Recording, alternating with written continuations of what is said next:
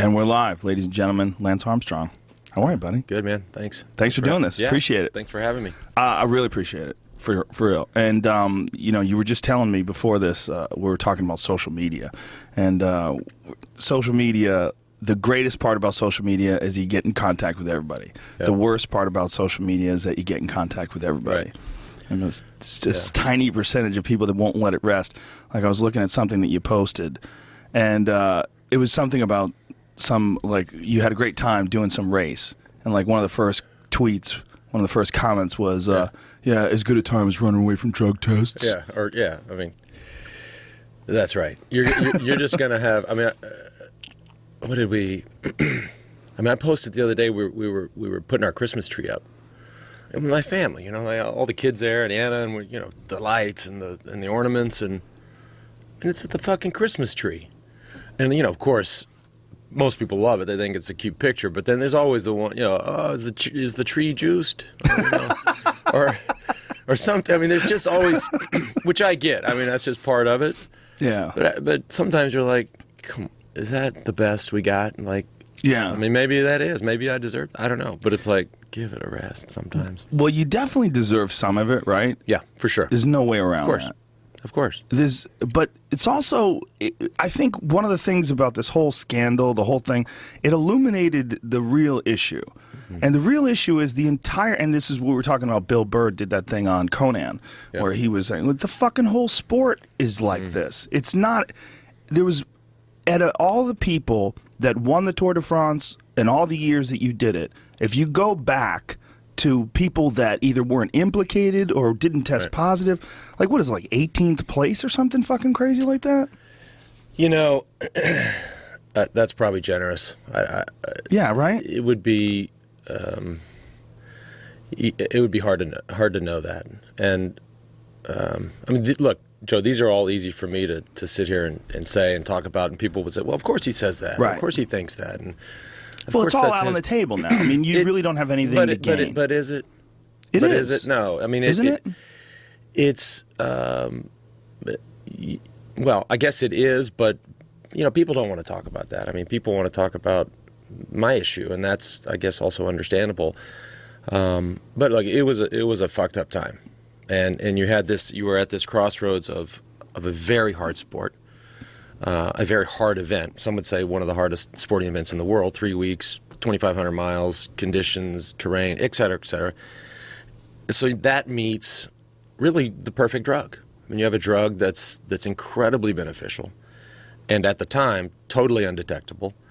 And everybody dove in, and so nobody wanted to be in that position. It's not like any of us growing up as kids thought, dude, I'm gonna go to Europe and get, all doped up and try to win bike races. No, nobody wanted to be there. Like, we all went with pure intentions. We got there, and I'm talking about this crop of Americans that went to Europe, and the shit was messy.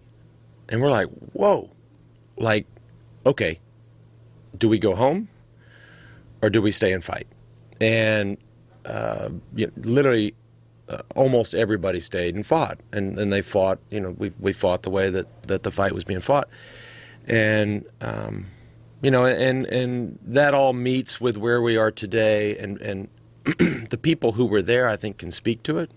Me, my teammates, my peers, my rivals, the competition, and we have a unique perspective on it because we were in the war. But the person on Main Street, right, the corner of Main and First, wasn't there, and they don't understand it, and so they can't really speak to it. But that doesn't change the fact that they're disappointed. They're really disappointed. They're disappointed in me. They're disappointed in the sport. They might hate me. They might hate the sport. They were most likely defenders of mine, and so they're pissed off. And it's taken me a long time to really understand that. But I'll spend the rest of my life trying to work that one out with that person, and I don't, they're out there. There are millions of them. So, well, they have a legitimate point, but there's people out there that want you to be wrong and they want to find someone who's done something bad and never let it go. Mm-hmm. And I think there's definitely some of that going on. Mm-hmm. And there's also people that they don't have a lot of sympathy for people who've been extremely successful and have made mistakes. Yeah. Like it gives them the green light to just decide to just continually attack you. But when I tried to do, when this whole thing was going down, is I tried to put myself in your position. Like you're this world-class biker, it's 1994, and that's right around when you started use EPO? 95. 95? 95. So around this time, when you realized... That was 20 years ago. 20 years ago. Right. It's kind of crazy, right? Crazy. When you realized that pretty much all the best guys are doing this now. Yep. What is that feeling like when you're like, okay, I've got to cross over into this deceptive territory. Now all of a sudden I have to lie about this, I have to hide this, right. and I have to be a part of this sort of underground thing, this underground aspect that's a part of this great sport. Right. Well, we held off as long as, I mean, EPO came along in the early 90s. We sort of got to Europe in 92, 93.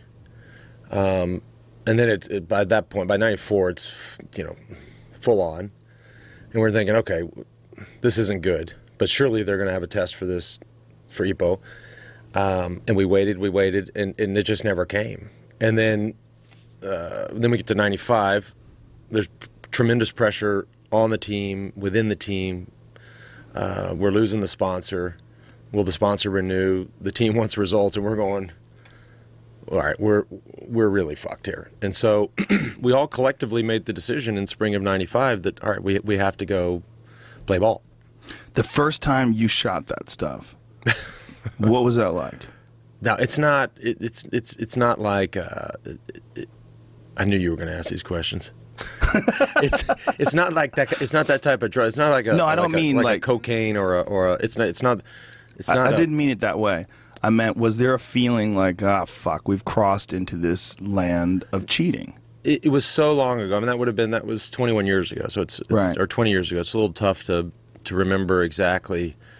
And also too, I mean, it wasn't as if there were other things we did before that. I mean, EPO is this hugely powerful drug, but there was, we sort of call them gateway drugs. I mean, if EPO is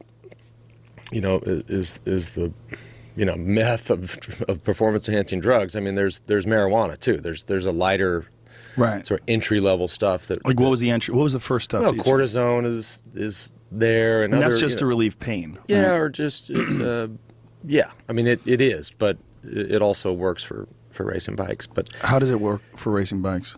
Well, it's such a strong anti-inflammatory that you with that you just feel, inevitably you feel better.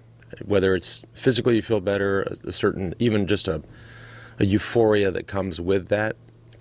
That's, and who knows what, percentage. But at the same time, you have a drug that, I love it when in cycling, if you took cortisone, you would be banned.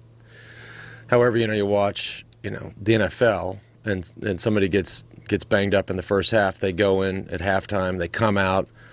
The announcer says they went in. They got a cortisone injection. They're going to play the second half. They rush for 100 yards. They win the game. They're a hero. It's like, wait a second. Yeah. So it is what it is. But it is weird. It's weird we've talked about that a bunch of times with me and my friends. Like when you go to GNC or like the UFC has this company, Muscle Farm, which sells a bunch of supplements and things along those lines, but yet they ban performance enhancing drugs. Like, well, what do these supplements do? Well, they enhance you in some way, but it's like a certain level will allow a certain level of improvement, certain level of aid in recovery, but anything past that is cheating. Yeah. Well, it's all performance enhancing. A nap is performance enhancing. Sure, Vitamin vitamins. C, it's all. So we know that, right? But there also too has to be, and I don't want to be critical of whether it's the UFC's efforts to combat doping or USADA or WADA or anybody or any major sport. You have to draw the line somewhere. Right. That's just, and I get asked that all the time because people get frustrated with the issue and they kind of throw their hands up and say, well, look, it should just all be legal. And they said that to me, and they're thinking I'm going to go, yeah, you're right. But you can't, that's not the answer either. There has to be a structure in place. There has to be a line. That line might seem weird or fuzzy to people sometimes, but you have to have something.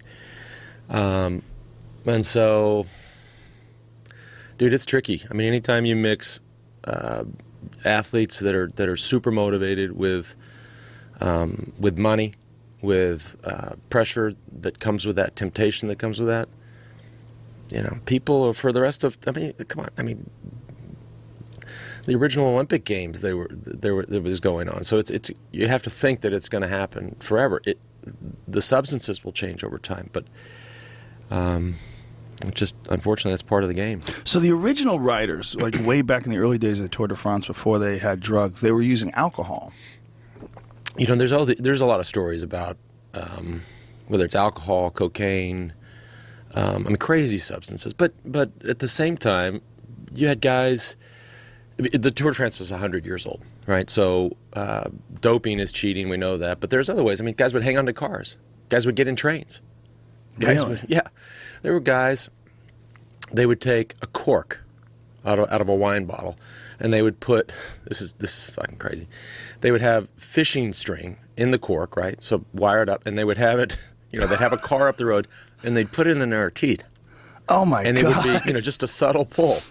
They any way to get ahead. This is, the sport is just it's a brutal sport, and you're not getting your face pounded in like UFC, but you certainly feel like you're getting your face pounded in. Well, almost psychologically, it's almost more devastating because it's so grinding. When you're talking about something that goes 3 weeks, and goes, is it 2,200 or 2,500 miles? Is that what it is? About 2,500. That's insane. That's an insane amount of time to be pushing your body. 100 miles a day.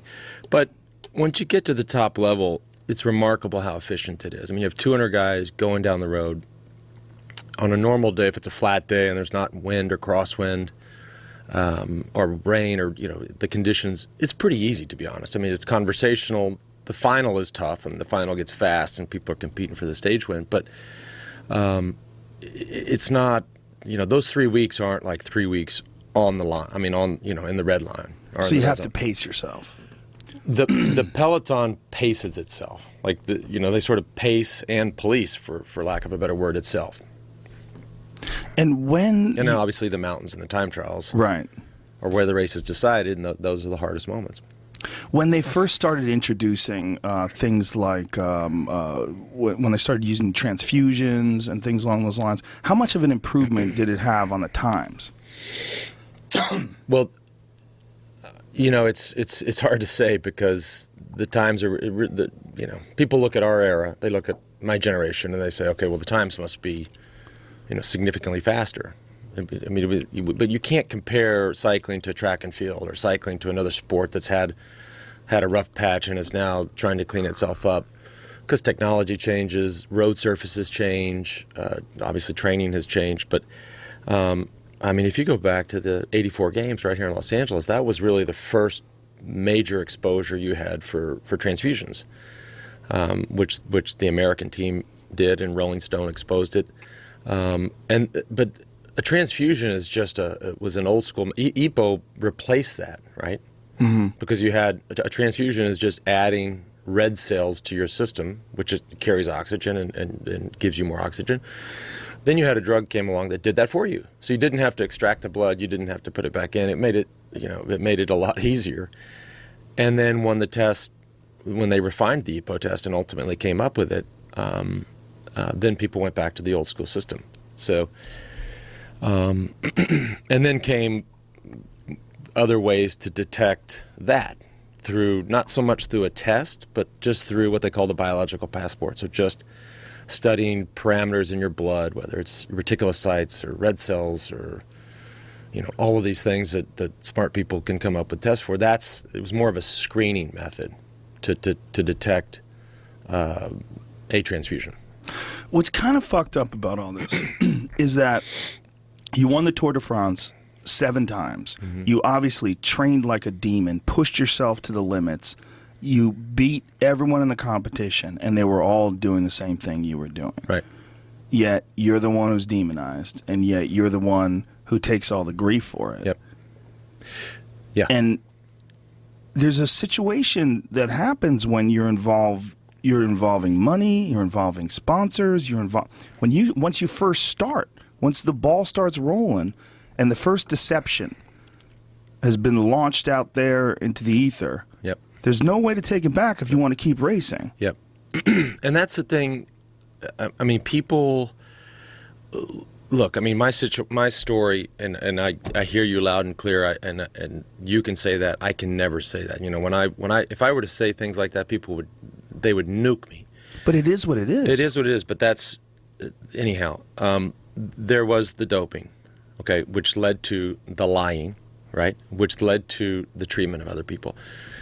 I think by and large, people can have the perspective that you have. They can say, look, looks to me like everybody did it. So, okay. Then they can look to the line, and that's where they really start to not like it. They say, this guy lied to us repeatedly. But of course, you get, there's no defense to that, but if I could share any personal insight, I mean, once you lie once, you just keep lying, you keep lying. It's not as if I'm going to sit here, if this is 15 years ago and Joe, you're a nice guy. And if I was on this podcast, I would have lied to your fucking face 1,000,000 times, just so you know. I would have. Just so you know. Just so you know. But that's not a surprise to you or anybody else. But once you're in there, it's not as if I'm going to go, this guy Joe seems like a really nice guy. I think I'm going to be honest with him. It's too much money. There's no way. You can't. So no. I was stuck, for lack of a better word, in that lie or that deception. But then the way that I took my competitive nature, which served me well in training and in racing, and took it into the real world, took it into a press conference, took it into a personal relationship, took it into former teammates, my relationship with that's the part where people go, okay, fuck this guy forever. Right.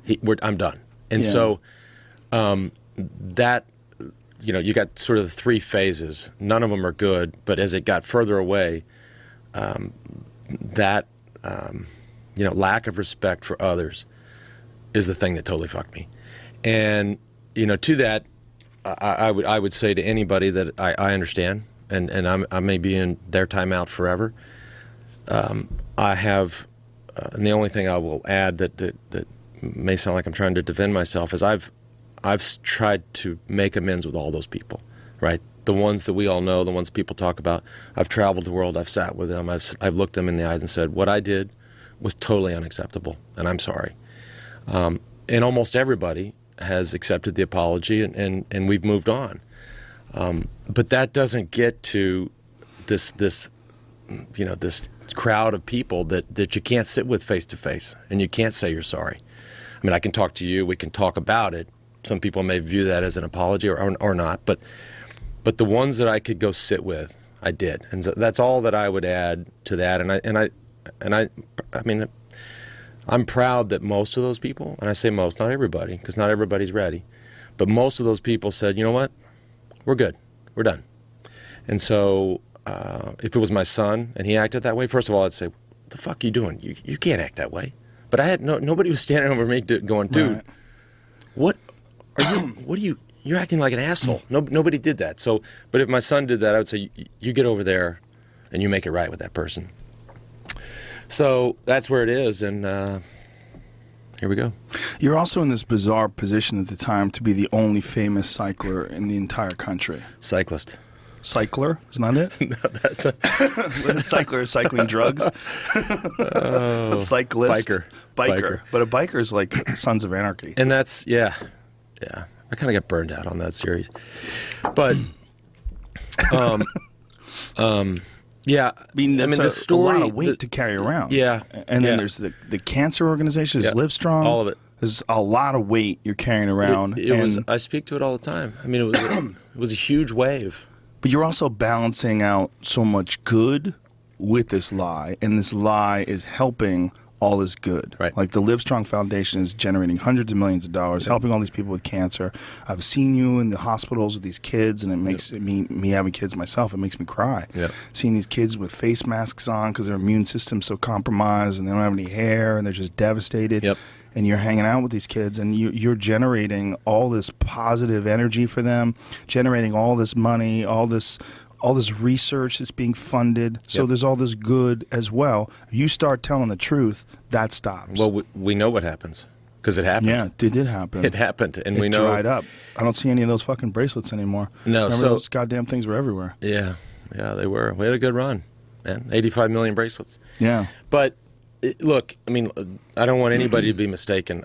My interests were selfish. I mean, I was defending myself and protecting myself.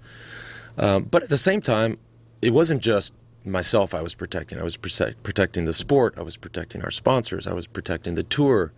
I was protecting the foundation. And you know, it's just hard to say I'm gonna stop. And what we just said. I mean, we now know on all of those things, right? We know what's happened to the foundation. We know what's happened to the sport. We know what's happened to the sponsor. We know. We can now see. It was a devastating toll, and you know, most would say, well, that's all your fault, Lance, and maybe they're right, but it's been, you know, it especially on the foundation side, dude. It breaks my heart to see that the effect it's had on their effectiveness. Well, it's got to be way more complicated than it's just all your fault. It's way more complicated, because when you're talking about an entire sport that's dirty, I mean, for lack of a better word, an entire sport that's being deceptive, an entire sport that's using these performance-enhancing drugs, and then you're talking about you, because you're this weird outlier. You're this one guy who is incredibly successful at it in a country where nobody gave a fuck about the Tour de France until you came along. I mean, there's Greg LeMond and you. Yeah. You know, I mean, there's yeah. I mean, that's it. This is the, I mean, the story, and the story being what it was, a cancer survivor that comes back, that wins this event, that transcends the sport, that brings the sport to cycling. Although Greg did do, I mean, a tremendous job. Really, that was like the first blow up of cycling in the United States. And then comes my story. I mean, the story was too big, right? I mean, and that's the reason that you know, that incentivized and motivated people like Nowitzki and like the feds to come along and say, oh, 100%. 100%. I mean, they're not doing that to save the world. They're not doing that to save the children. No matter what ulterior motives that they might, you know, try to list as, well, we wanted to make sure that children don't do this. We wanted to send a great message. Bullshit. It's a high profile, high publicity avenue for them to achieve notoriety. Yeah, but right, and we'll get into that. But the you know, my rivals, so if you take, you know, my main rivals, whether it's Jan Ullrich or Basso or Baloki or Pantani, or, you know, their star factor, for lack of a better phrase, was just different. And they weren't cancers. It wasn't, so there was this disparity, which the sport enabled there to be, because it's just kind of an old school janky sport in terms of the way it's organized and run as a business, that it was like a, you know, like a South American economy. There was really the haves and the have-nots, and that's a crazy way of putting it. Yeah, I mean, when you have something like that, it doesn't work. And so what you need to, you know, all of those ships need to rise with that sea. And I probably didn't do a good enough job trying to push for that in my time. But don't you have only a certain amount of resources? I mean, one of the things that I've always said about extreme winners is there's a borderline between greatness and madness, and it crosses back and forth. Yeah. I always say that greatness and madness are next door neighbors, and they borrow each other's sugar. Yeah. Because there's almost no way you can get that good without almost losing your fucking mind. Yeah. Right? I've met some people that are fantastic at things. The great ones. I've met great ones, especially great fighters, and they're all fucking crazy. Yeah. It's almost like you can't not be, because you can't be a regular guy and get there. Right. I probably was. Yeah. I probably still am a little crazy. Oh, you're crazy. I can tell. You're definitely crazy. No, but I don't think you're bad. I don't think you're a bad guy. I mean, I don't know you that well. Yeah. But I just think you have to have that sharpness. Yeah. You have to have that grit. You have to have that aggressive, competitive nature in order to succeed, especially in some fucking thing where everyone's doing the same thing. There's not a lot of creativity involved. There's not a lot of variables. You're fucking pushing yourself. You're pumping your legs. That's it. You can't fake to the left and go to the right. You can't fucking throw up some new move that no one's ever seen before.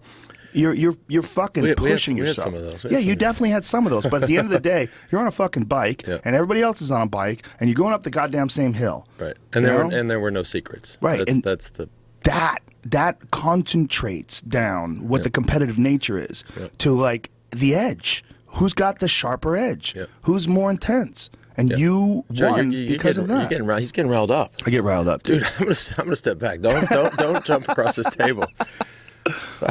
I mean, isn't I that got a big what old it is? kettlebell over here that I'm gonna swing at you if you come over here. Just settle down. Isn't that what it is, though? Yeah. I mean, that it has to be what it is. It's the only way to win. Yeah, it's an endurance event, so you have to be a little careful with that. But Right. there are those moments where you just have to unleash everything you have, and you can unleash them in training or in racing, and but yes. That seems like a really good point where you just put that up. You have to be careful with that.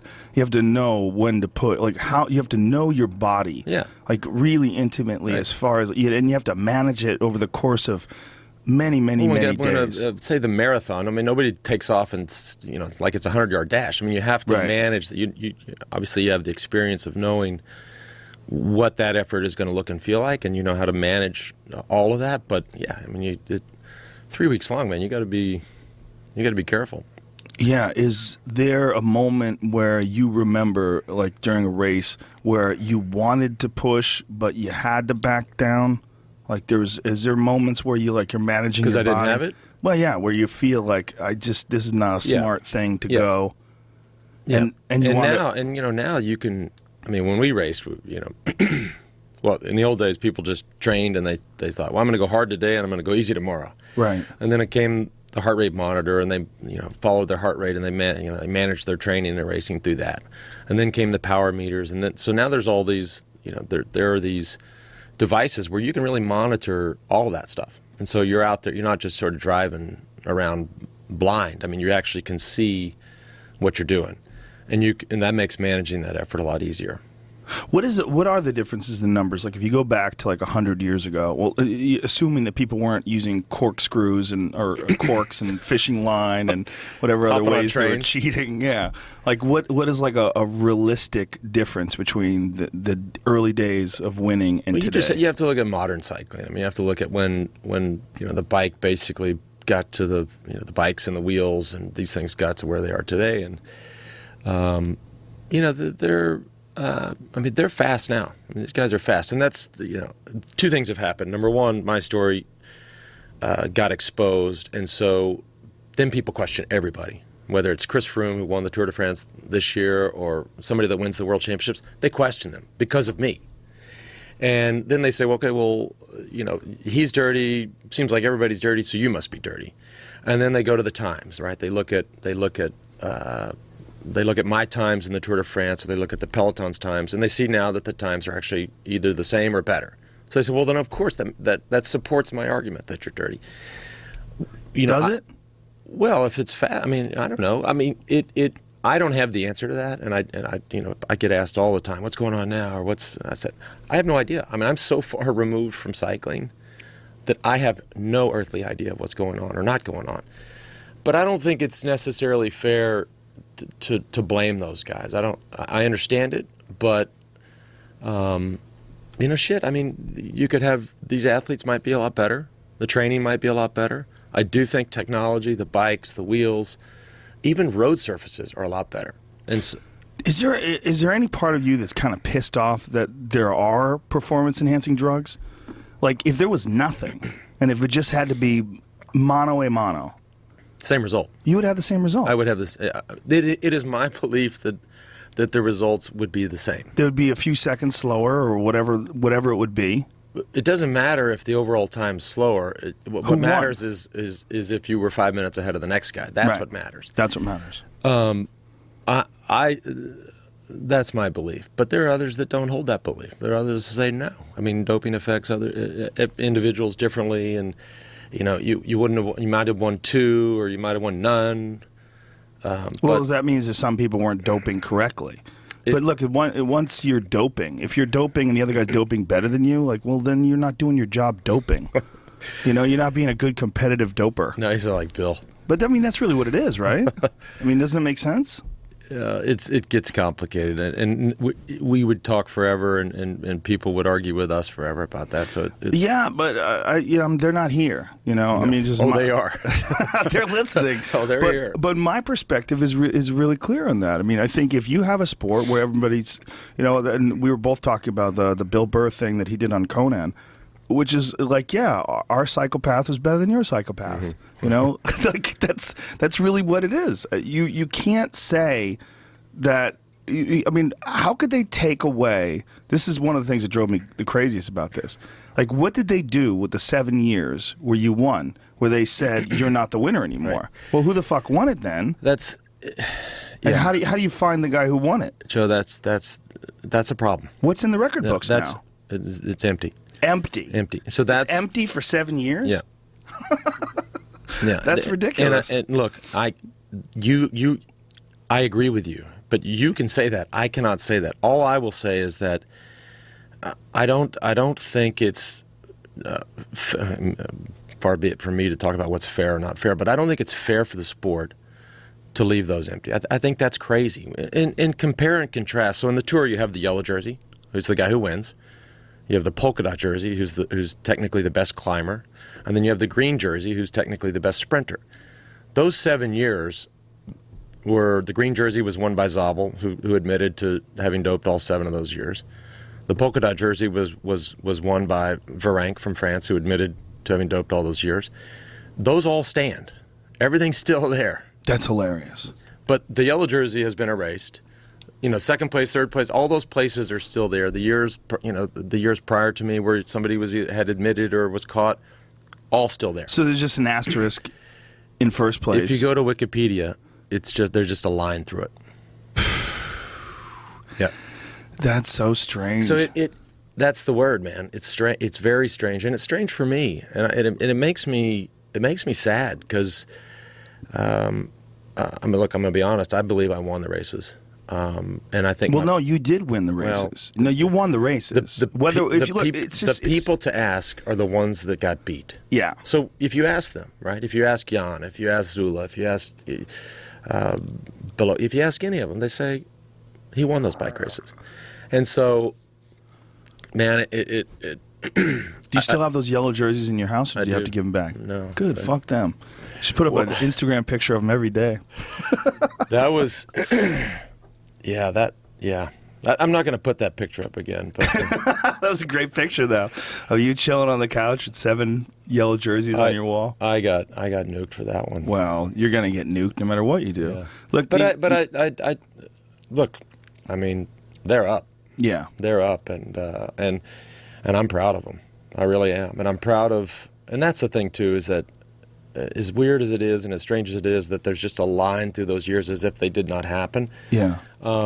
Man, I was paid to do a job, right? As messy as the job was, whatever, I was paid to do it, and I did it. And I wanted to win. I wanted to capture those memories for myself and for my teammates. And nobody can take those away from me. I still hold those memories to myself. And it's had a complicated ending, but I still view those as victories, and I still view those memories as good. The carrying around the lie and being interrogated and questioned, and was that the hardest part about all of it? I was only interrogated or questioned with the press, and even, God, if it would have been in this day and age with Twitter and Facebook and social media, and it would have been 1,000 times worse. I mean, this was. This was in the late 90s. I mean, think about that. That was a long time ago, and so the level of scrutiny, while it was high, wasn't nearly as high as it would have been today. But yeah, I mean, once you dig in, with these guys, you're stuck. So Once you finally came clean, I mean, obviously there was a lot of blowback, but was there also a relief? Not immediately. Not immediately. I mean, I get asked that a lot, and I think people expect me to say, well, you know, it was this huge relief off your shoulders when you talk to Oprah or whatever you did, that you can now move forward and live the life of an honest man, and et cetera, et cetera. But it's taken me. Let me just sum it up. I mean, sitting here today having this conversation, I would much prefer to have this conversation than the one where I would have lied to your fucking face 15 times 10 years ago. I'd much rather us talk like this. So that's a relief. But it you know, it's not like I walked out of sitting with Oprah and was like, oh my God, I feel amazing. I mean, that was an ass whipping. And so. What was it like sitting there with Oprah? She's drilling you, asking you questions. How about that start? She came out hot. Yeah, she came out hot. Yes or no? Yes or no? She only wanted yes or no. Yeah, I thought she did a good job. She did a great job. I thought she did a good job. I thought it was very compelling. Yep. Because the way she structured the beginning part of the conversation. Yeah. Especially if you're going to do something like that on television, you want to capture people and keep them there. Yeah. You kind of have to approach it that way. I thought she did a good job. I know that it wasn't well received, In what way? You mean people didn't like you afterwards? In that way, it wasn't well received. Well, I think there's two things. Number one, I wasn't emotionally ready to do that interview. I wasn't in a place where I think that I sit today, where it is a position of contrition and understanding the tremendous sense of betrayal that's out there. Like my perception of that today is much sharper than it was 3 years ago when I sat with her. The feds and other lawsuits forced my hand. I had to sit there with that because I knew I was going to be sitting with her or with you or with Tom Brokaw, or I was going to be sitting with a government lawyer, being deposed, being videoed, and being leaked.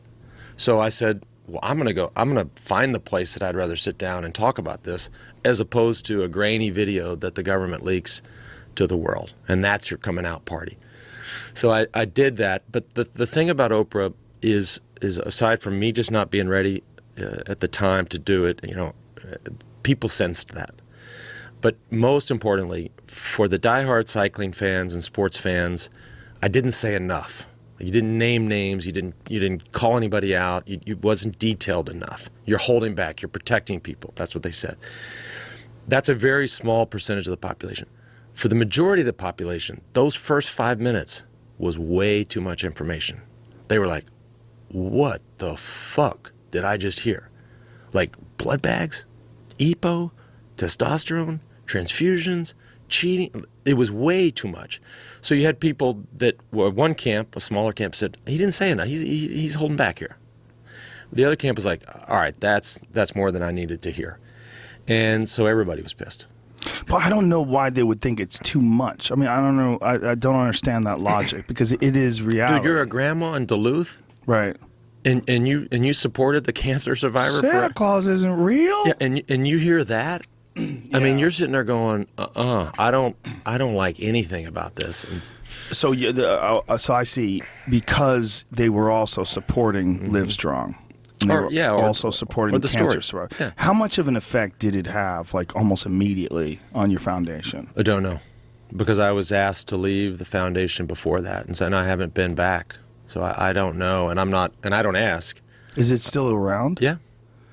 But it must have taken a devastating hit. I think so. I mean, it takes a hit in terms of, obviously in terms of fundraising, which directly leads to its effectiveness in terms of helping create change for cancer survivors all around the world. You need to raise money in order to do that. Staff layoffs, I mean, you name it. I mean, but I don't have specifics, because once I left the board and left the organization and they legally changed the name, I mean, I don't know. None of it was shocking to me. I mean, I didn't know, but I knew that I have a friend who is a professional cycler. Just say his name's John. Cyclist. Sorry. We're going to get this right. Okay, people. I'm going to write it down. Cyclist. Cycling 101. Cyclist. Yeah. He's a biker. It's like people say the ultimate fighting challenge. It's championship. See, I would say that. Yeah, But challenge. okay, It's yeah. okay. My friend John was a professional cyclist. Yep. And this was 2000, maybe three, four. And he told me, he was like, "Listen, man, we're all on it." He goes, "Guys would get off the bus in the middle of the night. You'd hear them taking off their bikes and going for a ride because their blood got too thick." There are those old stories. Yeah, that's from EPO, right? That's yeah. I've heard those stories. I never saw that, but Well, so my friend John, I mean, maybe he was on a crazy team or something like that. but and back in the day, no, that Yeah. before they. got it dialed in. Well, what happened was there was no test, right? So Right. no sport had a test, whether it's cycling or swimming or Or even running boxing. or whatever Yeah. sport is using EPO. They didn't have a test for EPO, and so they and with one of the side effects of EPO or increasing your red cell count is your blood. It's literally a question of viscosity, right? So your oil Like and your motor oil. yeah. Well, that's the only time you ever think of the word viscosity, right? Yeah. Is your motor oil. But more red cells means thicker blood. If your blood's too thick, we know what happens. It isn't a good thing. And so the sport had to they couldn't test for it. The science wasn't there yet. So they went to these sort of preventative screening methods, right? So then they started testing the viscosity or the thickness of people's bloods, otherwise known as hematocrit, right? And so they would use that as a screen. Anybody above 50% hematocrit couldn't race. You weren't positive. You didn't get banned, but you were put on the side for 2 weeks as a health measure. Anyone under 50% was fine to race. So everybody took that as, before that, there were people that were 60, 64%. Those guys might be getting up in the middle of the night going for a little spin. Yeah. But at 50, they deemed that sort of the healthiest level. But people pushed it right up to 50 then. There's some side effects and there's some possible potential health risks as far as like strokes and things along those lines, I'm right? sure. Did anybody that was on the tour ever drop dead from EPO? Well, there was, look, there are, I don't know. There are a lot of documented cases, especially in the 80s, right when EPO, I guess, was first hitting the scene. There was this wave of Dutch cyclists that passed away in the night. And In the night, huh? in their sleep. And that's probably when it would happen. Well, I don't know. I didn't do the autopsy, Right. and nobody. I don't know if anybody's ever proven that. But that sort of, I don't want to say that was the myth, but that was that EPO, the drug, took the blame for those deaths, and so it hasn't happened since, and it didn't happen in our generation, but. I don't know. But my point being that it can be fairly dangerous. Well, if your blood, you can imagine if it gets too thick, So that would not be. one of the things that it didn't surprise me that when you came clean, I was like, well, good for him. That was really what I thought. I was like, it's kind of fucked up that he was lying all this time, and it's kind of fucked up that he was suing people that were saying that he was telling lies. But one of the things that shocked me the most when I was thinking about it was that you had recovered from cancer. You had one of your testicles removed. You had brain surgery. You had lung cancer. Your body was ravaged by this, and yet you still were taking drugs. Yep. That's what got me. I was like, what a crazy desire to win. Mm-hmm. That you got to this place where your body was, you were on death's door. And recover from it, and then put yourself back in risk. Right. Yeah, saying it like that, there's no justifying that other than I was in this sport that I really wanted to be in and stay in, and after the disease, I wanted to go back to, and that was the landscape, and so you viewed it, you thought, okay, this is not ideal, but you ask the question, what am I really, knowing my health history, right, with cancer, with all that I went through, is going back to my sport and taking EPO a risk to my disease or to my health? And the answer to that, obviously, my answer to myself was no. You really didn't think that it was a risk to push your body like that and to put all these. I mean, Stuff. They're in a lot of ways they're pushing your body in an unnatural way or to an unnatural level. Testosterone and human growth hormone and EPO and all these. And that's changing. and that's the only difference that was made was, I mean, I had a slight experience with growth hormone before the disease, and then after the diagnosis and the treatment and the recovery, I said, okay, that does not sound like a good idea because it's too dangerous. Yeah, and perhaps in my own fucked up way, I was thinking, well, that would lead to the growth of tumors, of a malignant cell, et cetera, et cetera. So, but I didn't view those two the same. Plus, I don't think HGH is for cycling. I don't think it's very effective. Anyways, I think it's a waste. Did you alter your diet? Well, for sure, yeah. Like but what changes did you make when you came back from having cancer? Man, and again, this is the stuff that we can talk about. I talked about forever, and and it's almost sort of mocked now, because we talked about the change in diet and the increased, intensity of training and the reconnaissance and the technology and the wind tunnel, and we did all of those things, and they all worked, But I say they're mocked now because people now know the truth. We all know the truth, and people say, "Oh, he told us it was all that other bullshit. He told us it was the training. He told us it was his diet." Right. Well, now we know it was just the doping. Well, it wasn't though. It was the doping end. That was the final piece. Yeah. Which just was unfortunate, and it was, as we've said numerous times, it was unfortunate and it was inevitable. But that was the final piece, and it was also the piece that we never talked about, of course. Right. Of course. Yeah. See, this is the weight you're carrying around. So when I'm asking you about your diet, I literally didn't know that you had discussed this ad nauseum. Yeah. So you're carrying this around. You're always assuming that people have heard if you look at me racing in '96 before I was diagnosed, and then you look at me winning the Tour in '99, I mean, there's 20 pounds difference. Mm-hmm. So I mean, I had this when I got out of sort of my cancer mission, and recovered and took a year and a half away and went back. I viewed racing bikes as life and death. I viewed my disease as a competitive event, as a sporting event. It's me versus the opposition, looking at the scoreboard, how we doing. And then when I got back on the bike, it was like life and death. And so everything was intensified.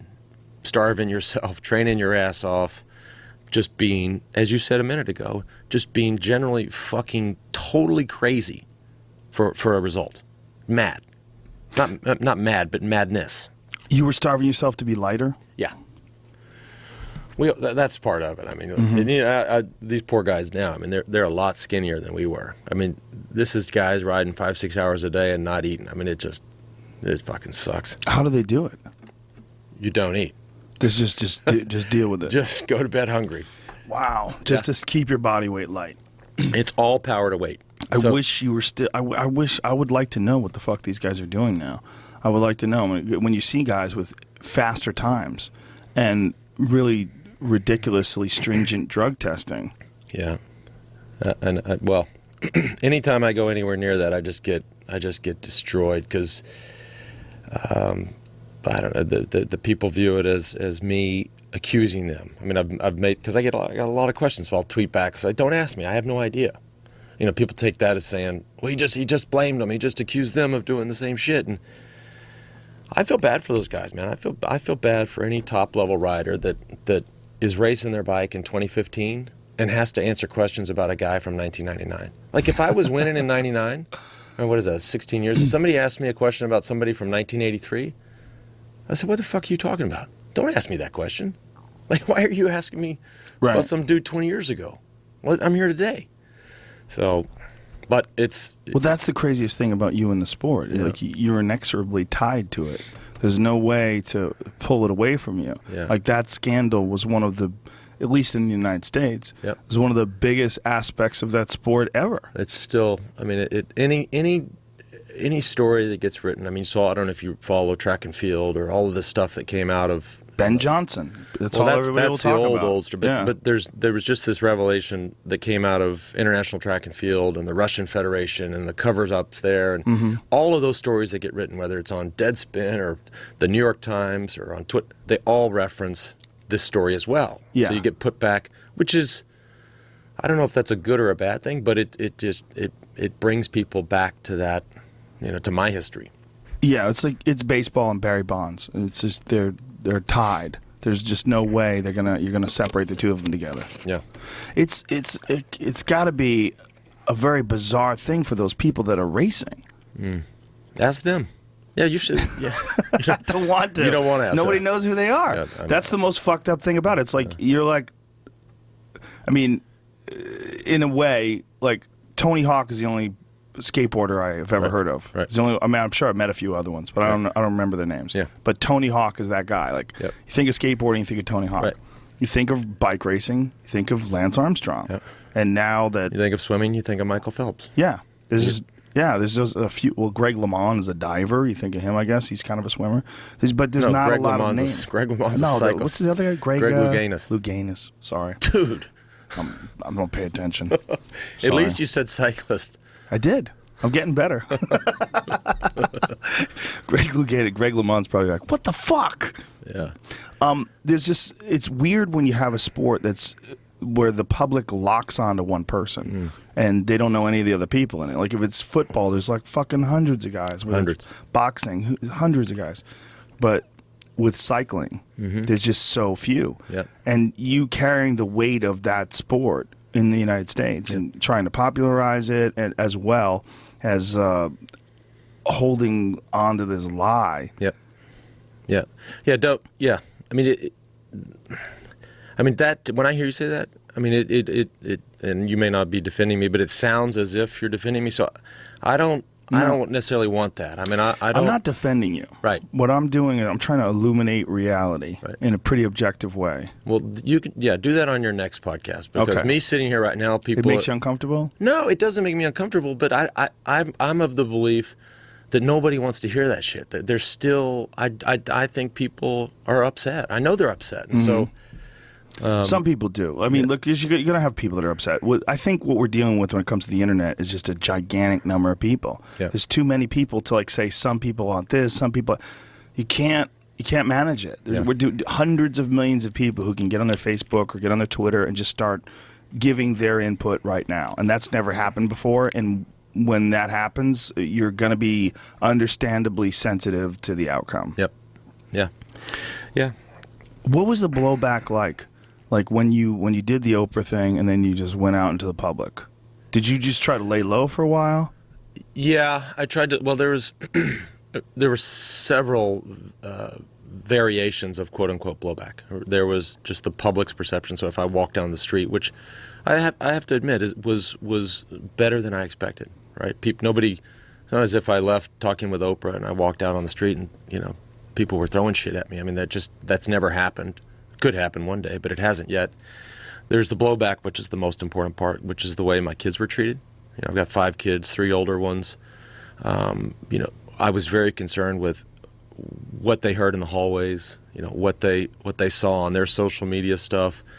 What does that news do to them? That is the most important thing, and a real credit to the city of Austin and the schools that they go to and our community and their friends and the kids in the school. Very little blowback. So that was, for me, that was like the biggest relief. Like, people can throw shit at me and say shit all day long, but if my kids were treated roughly, I mean, that would break your heart, wouldn't it? I mean, Yeah, it'd be devastating. Yeah, that'd be by far the worst. So that was very fortunate that was not seamless. I mean, there was some stuff, but they managed it and we managed it and the community managed it pretty well. And then there was the legal blowback, which was pretty nasty. I mean, I got, as soon as I stepped off the stage with Oprah, call it a stage, the lawsuit just piled up. I mean, and piled up big. So, and how many of them are still ongoing right now? there's one. Just one. One. The federal government one? The federal case. And the federal case. But there were, and some of them were highly publicized, and some were not. The team was insuring all of my salaries and all of my bonuses, unbeknownst to me. And so, because they didn't have the money. And so when this goes down, all of these companies came back and said, "Where's our money?" And I said, "Well, who are you?" I said, "Well, so the team."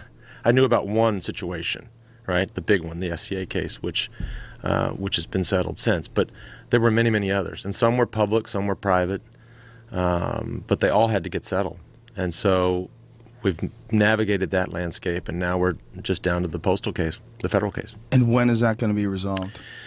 That's a good question. It's been going on a long time, and it came on the heels of a 2 or 3 year criminal investigation, which you're well aware of through Jeff Nowitzki and through the U.S. Attorney's Office here in Los Angeles. So once that case was closed, then the civil division picked up the postal case, and it's been ongoing for years. And we've sort of finished that first phase of litigation, and it'll go to trial maybe a year from now in Washington, D.C. Well, we talked about this very briefly before the podcast. We wanted to kind of save it for the podcast. I don't understand the criminal investigation. I don't understand the allocation of resources towards someone who was bike racing.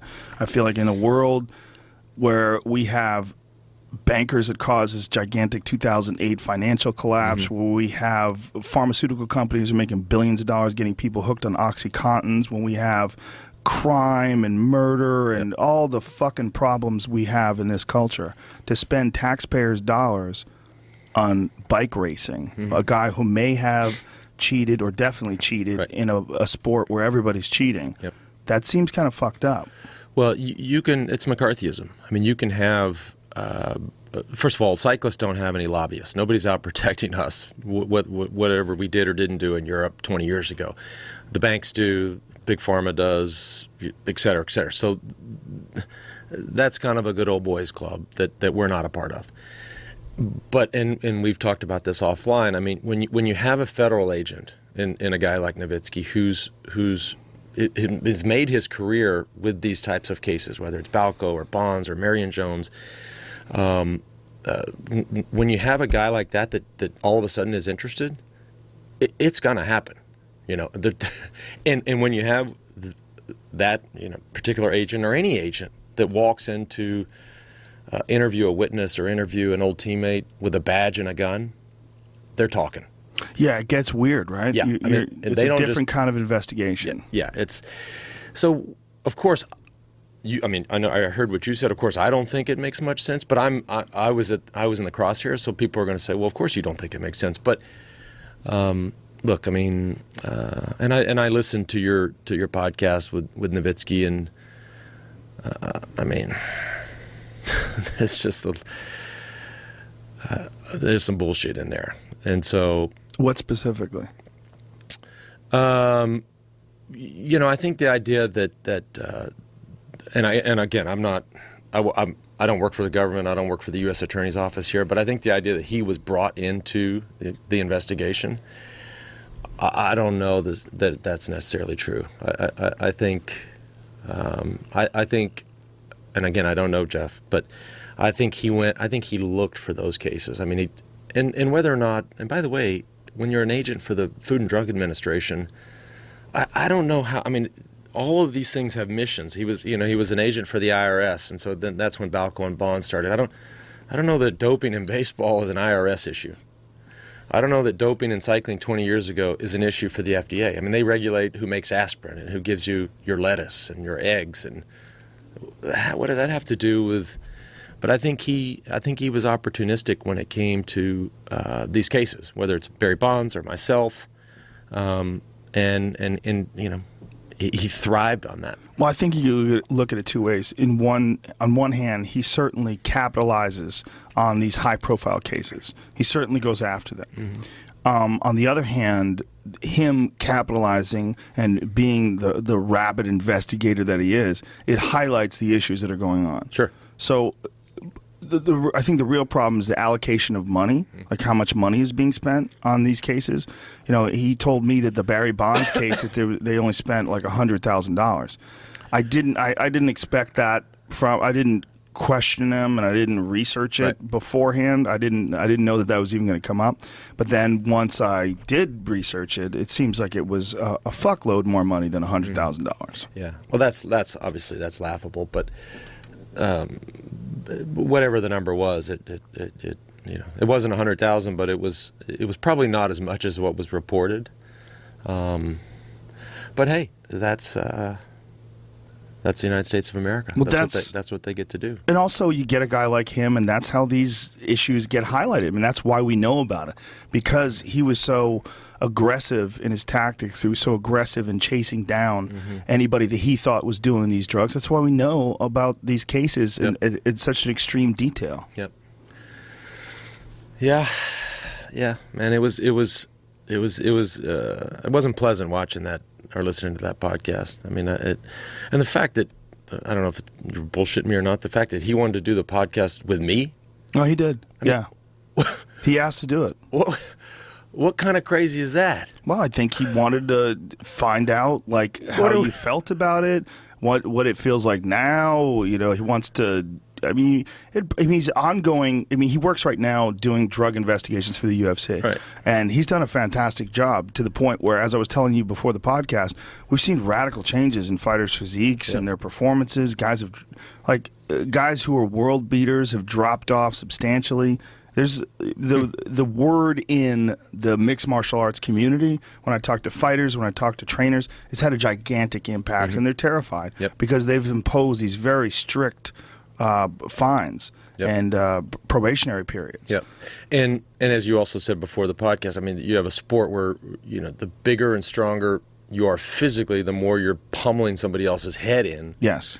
It's different. It's different. Yeah, it's different than Feels baseball. different. It is definitely different. I think it's much more important. Is the sport just as exciting? It's pretty damn exciting. So it's hard to say if it's just as exciting or not, because I think there's a lot of great fighters who are world champions who are clean. Okay. It's just it's like some of the all-time greats. I mean, there's great guys right now. Frankie Edgar, clean as a whistle. Chris Weidman, very clean. Rockhold, clean. Who's the new champion in the middleweight division. There's a lot of great fighters that are clean. It's hard to tell. But there's a lot of fighters who weren't clean who are fucking awesome when they weren't clean. Vitor Belfort, who went on this wild run for at 36 years old. When they had, this is one of the big problems with the UFC was that they had legal testosterone replacement for a short period of time, for a few years, and guys were just fucking juicing to the tits. Like it was Skittles. Oh, they would come back with these hyperhuman levels. Like they would test them, and like a normal person in your testosterone level would be like a low 3, a high 800. Vitor was like 1,475, and he looked like a fucking silverback. Wow. And just hyper aggressive, super confident. That's different. That's dangerous. Right. And winning and beating guys to a pulp. Right. That's a different situation. It's you're not talking about an extreme endurance sport like that. Like that kind of aggression and explosion wouldn't benefit you in cycling because it's such a long endurance race. And also, the benefit isn't the end result isn't someone's health. Right. Doesn't get compromised by it. Yep. Yeah. So I mean, that's I don't know that sport that well, and I don't know what people's feeling are in and amongst the sport. I mean, you just gave a pretty good perspective on it. So more power to him there. It's just it's messy to pull it out. It's messy because it was so pervasive. It's like if they had figured out.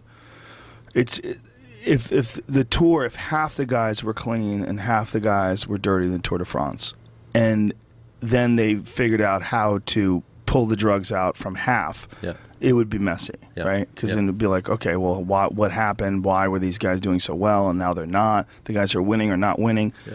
But if the Tour seems like it's so pervasive that if they pulled the drugs out, the same guys would be winning, the times would be slower. Right. But what happened was primarily, I guess, through Nowitzki's investigation, which when was closed, he more or less handed everything to USADA. USADA picked up the investigation, and then they acted. They gave me the lifetime ban.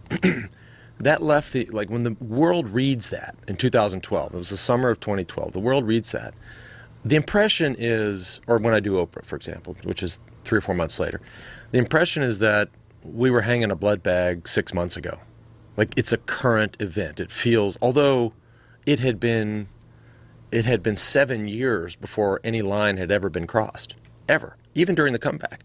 So, but it made it current. The comeback made it current for people. Nowitzki investigating, getting everybody to speak through his own tactics.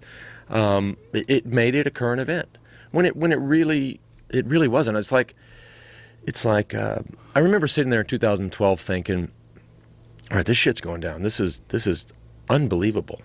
Being in the middle of it, being me, this is unreal. And I thought, you know, and we're talking about 1999 through 2005, but let's use 99 as an example. I remember thinking to myself, who won the Super Bowl in 99?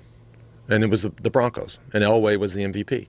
I remember thinking to myself, what if I opened the paper today and the NFL has opened a case against John Elway in 2012? I would have read that and gone, this is a joke, right? Is it April Fool's? Like, what the fuck? He's like an old guy who stands on the sideline now. Like, so it just, they were able to go way, way back and sidestep and ignore any sort of due process and statute of limitations, and they made it a current event. I'm not blaming them or defending myself. I'm just telling you what happened, and you know that. You know, it's not totally accurate, but well, it's because it was so long. It went on for so long. Like, remember they had that Nike commercial.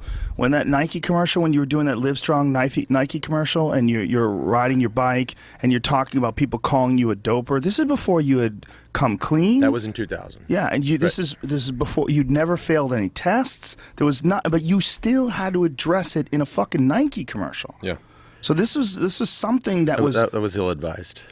Yeah, it seems right now, right? But that's, again, I mean, all of this, whether it's agreeing to that commercial or the way you treated it, I needed, you know, somebody in my life to go, I just read this script or this storyboard, and I think that's a real bad idea. Yeah. But did you have anybody like that in your life? Well, clearly not. But did anybody suggest it? No. No one. But I was. But isn't that hard though? Because you're such a fucking winner. You're like you're on top of the world. Nobody wants to say, "Hey, man, don't do that." Dude, it's like when you're in that position, everybody's saying yes, yes, right. yes, fuck yes. That's a great idea. Yes, Lance. Yes, absolutely. Right now. Yeah. Yes. Nobody's sitting there playing the devil's advocate or saying, "I think that's a bad idea." I didn't have that North Star, man. And again, I'm not, the fucking buck stops with me, man. I should have been mature enough and worldly enough to go, bad idea. Let's make another commercial. Or bad idea, Lance. Let's say something else in the next press conference. But it seems like the weight of it all and the air of it all was so thick that you kind of had to address it all the time because it was being thrown at you all the time. Yeah. I peripherally watched cycling, and I knew about it. Everyone knew about it. But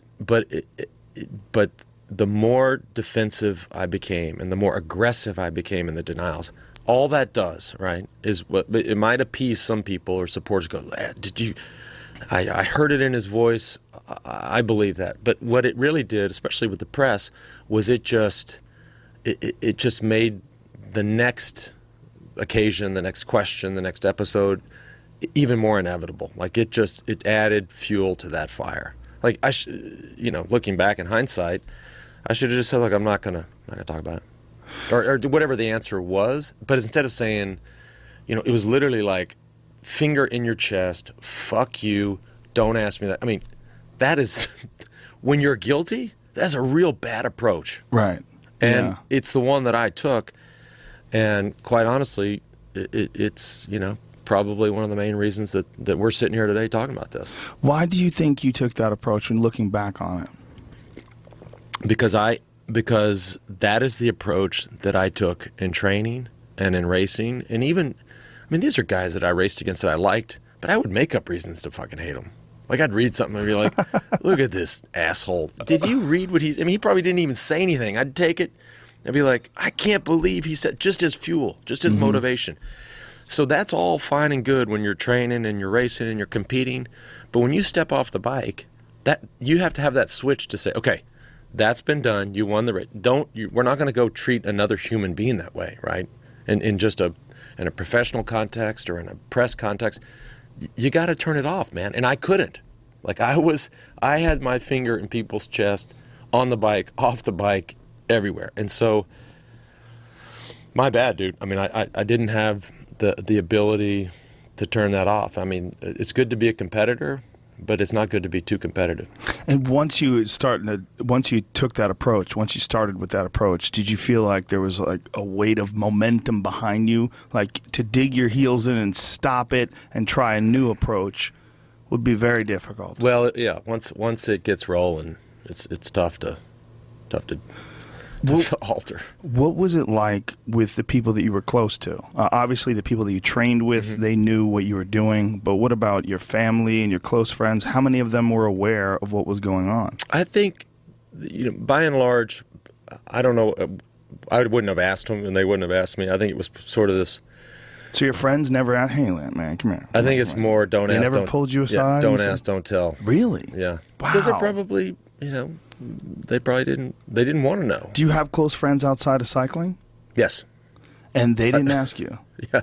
Well, no, they didn't. But really? Yeah. I mean, they might also ride bikes, so they're not in the sport. But right. But yeah, nobody like sort of saddled up at the bar and was like, "Dude, come on." Really? Yeah. No one? No. Wow. That's fucking crazy. If I was your friend, dude, I would have got you fucked up. Yeah, I was just gonna say, I would have got you drunk. Like, come on, dude, we're going on a hike. Joe would be talking about it now. He's like, I remember that time I got him all fucked up, and no. He admitted it. I would have never said a word until you came out. Once you came out, then I would have told you. Until the guy with the badge and the gun showed up, and then you would have said everything. I would have ducked. Jeff Nowitzki? Yeah. No, I would have hired some lawyers. I'd be like, you guys sit with me when this guy comes in? Yeah. What's going on? What do you want to know? Yeah.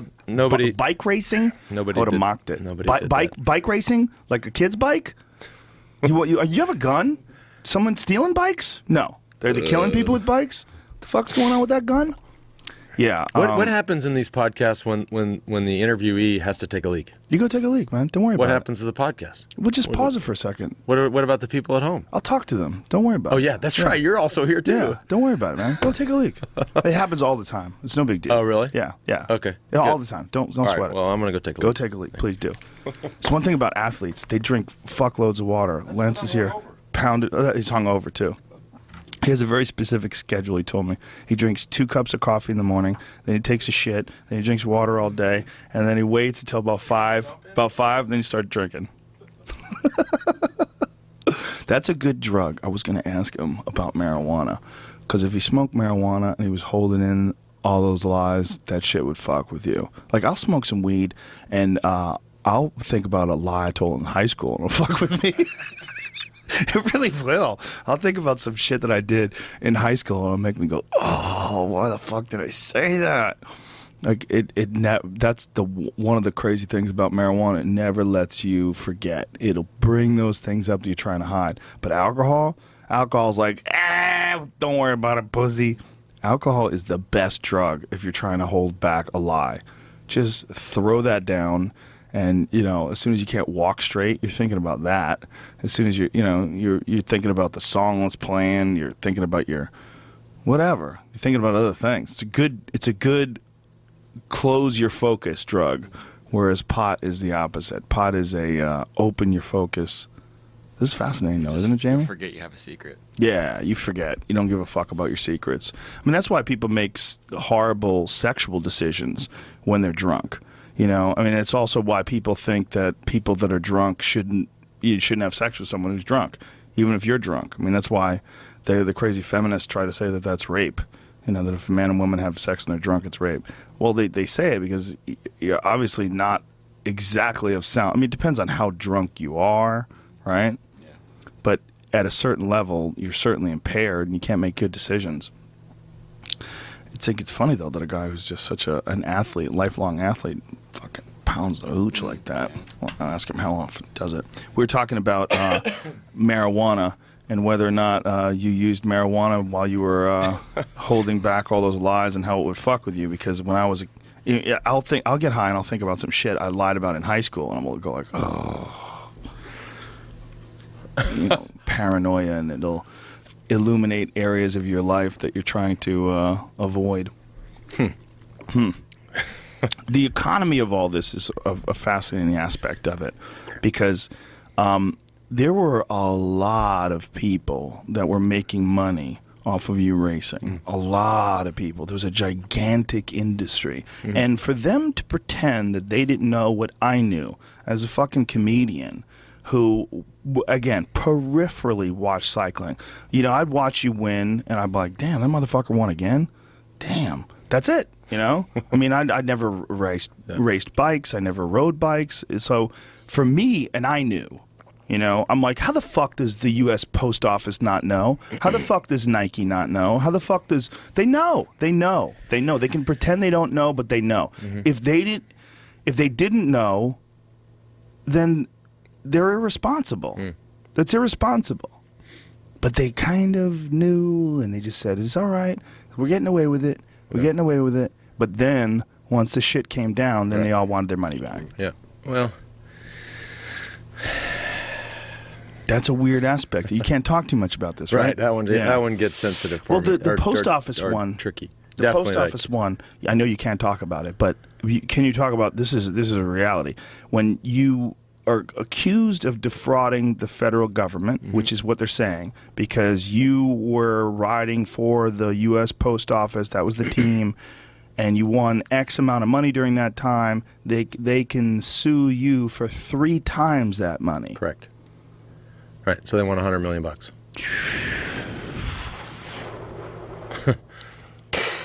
Yeah, that's a lot of money. How's that going? That's you know, honestly, that's the only active case. So that one does get a little trickier to talk about. Yeah. Just from I don't want to get crushed by my lawyers, but we like our case. We think that. We're confident in the case. We believe that the Postal Service, while none of this story is perfect, we believe that the Postal Service and their own numbers support it. I mean, the Postal Service commissioned 3 separate studies to analyze the effect of the sponsorship on the team. We believe they made hundreds of millions of dollars, and we know that they were also using the team as a sales vehicle. So. Coming to during the tour, bringing over potential new clients, bringing over new clients that were actually converting their business to the Postal Service. We know that happened, and we know that it equaled a significant increase in revenue. So we like our case. I mean, and at this point, would I like to have all legal issues out of my life? Yes, but settlement's not an option, and so we have to just fall back on what we think is the strength of the case. Does that, if they made a ton of money while you were being dishonest, does that exonerate you from owing them money? Like, how does that work? Well, I'm not a lawyer, but Right. my view of it's called a key tam case, which is a false claims case. My view is and I think is one that our side shares, is it's about damages, right? Was the Postal Service damaged? Right. And what can we prove to be the damages? And you know, if there are no damages, then I would like to think that there's no case. But it's it is what it is. The federal government is interested in, the Department of Justice is interested in the case, and I have no choice but to fight it. I don't have, after the dozen previous lawsuits, I'm not in a position to really cut any more checks, and so I'm in a position where I have to go fight this one out. How do you get by financially now? Well, the first thing that I did was and I saw this coming, knew this was going to happen, is life was big. I mean, we had 3 houses, we had a jet. I mean, we had the whole. So you just take that burn rate way down. So your overhead goes way down. And the crazy thing is if you'd have told me before, like, you're going to go sell a bunch of shit and sell your plane, I'd be like, dude, life is going to suck. Without a plane? well, just the house in Hawaii. I'm not bragging. I'm just telling you what really happened. But I would have thought, man, that life is going to be terrible. as you take it down and you live a simpler life and you get your burn rate down and you get it manageable, life's exactly the same. Like, I don't know. I mean, the happiness factor is exactly the same. Yeah. Like, well, none of that shit. They've done studies on that. They've done studies on that. None of that shit. It's more convenient. Yeah. Right? Obviously, going direct somewhere and not dealing with a terminal and fucking TSA. Obviously, that's different, but it takes a little more time. You're around more people. But I'm just as happy as I was. Yeah, they've done studies on people that actually complicate their lives with more success, more houses, more things, and it actually makes you more tense. It gives you more to think about. Well, you gotta keep, you have to feed that beast. Yeah. And so you get a little bit of the dog chasing the tail going on. And, life was moving real fast for me then. And it moves a lot slower now, which I don't, it might be a little slow for my taste right now, but I didn't like it when it was that fast. So you cut back on all the expenses. Mm-hmm. And what do you earn money now? Like, what do you do to earn money? Occasionally. So I still speak, and sometimes I'm paid to speak, and then there are just other appearances. I still have some investments that help sort of ease that pain. Mm-hmm. But and who knows what the future holds? I don't know what if that stuff dries up forever or comes back, or who knows. What is it like to sit while this is all going on and watching the economy of this story grow and develop? Mm-hmm. Because it wasn't just the lawsuits. There's books, there's documentaries, there's all these television shows, it's all its focus. There's ad revenue coming from those shows. There's all these people that are dedicating all this time. Like, their careers become a big part of their careers become telling the Lance Armstrong story. Yeah, it's a small industry. Yeah. There was the industries that benefited on the way up, and I was one of those industries. There were the sponsors. You look at Trek bicycles, for example. Before the first tour, I think we did 125 million in sales. They do $1 billion now. So yeah, that's a big difference.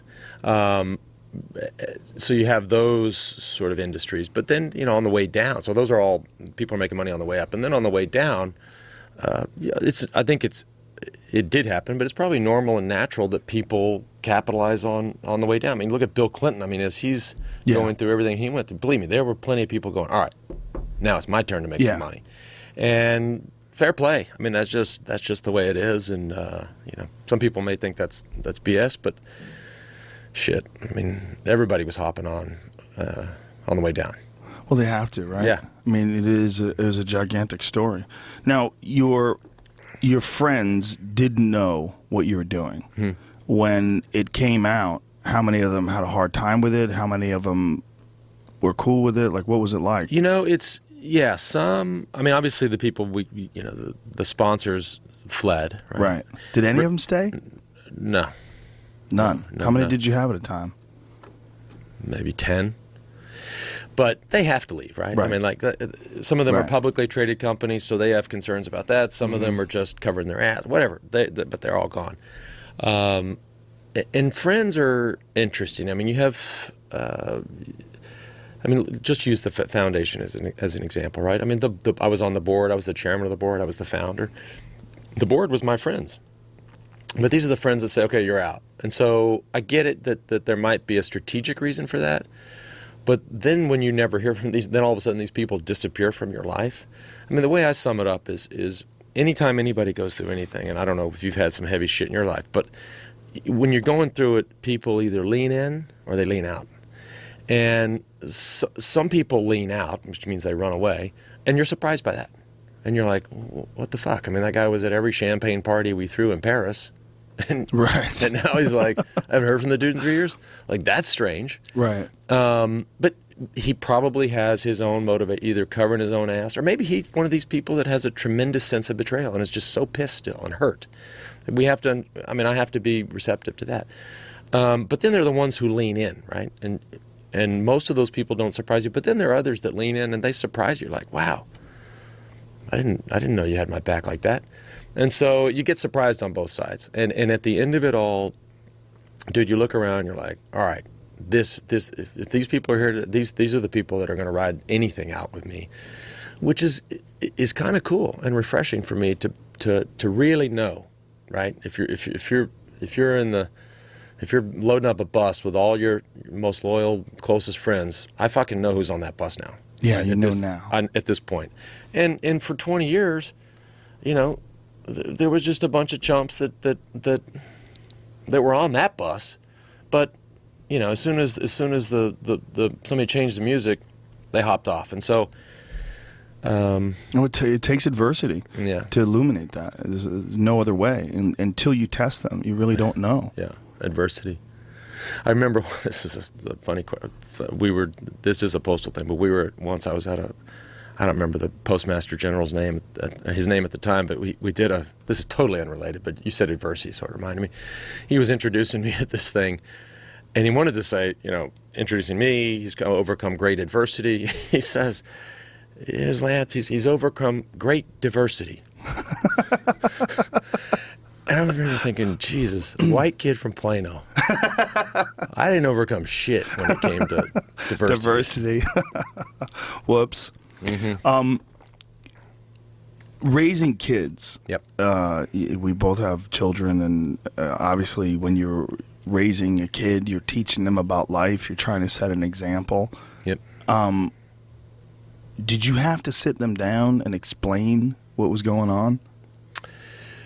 How old were your youngest at the time?